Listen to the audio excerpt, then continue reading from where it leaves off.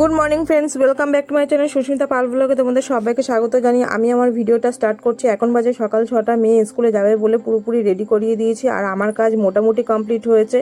এখন জল ভরছি আর এই দেখো জল ভরছি। আর বাইরের ওয়েদারটা অল্প অল্প বৃষ্টি পড়ছে, রোদ তো ওঠেইনি। আর মেয়ে স্কুল থেকে বাড়ি চলে এসেছে, আমি খাওয়া দাওয়া করিয়ে আর পড়তে বসিয়ে দিয়েছি। এখন বাজে 12টা থেকে সবাই পড়তে আসে, পড়া টড়া হয়ে যাবে যখন তখন বাজবে 1:30। আর তারপরে খাওয়া দাওয়া স্নান ফান হবে।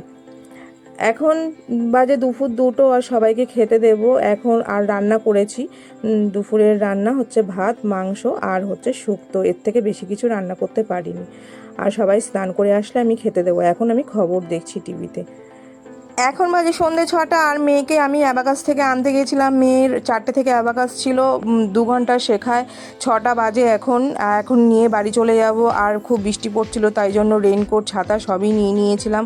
যাই হয়ে যাক, কিছুতেই অ্যাবাকাস ক্লাসটা মিস করা যাবে না। এখন বাড়ি চলে যাচ্ছি।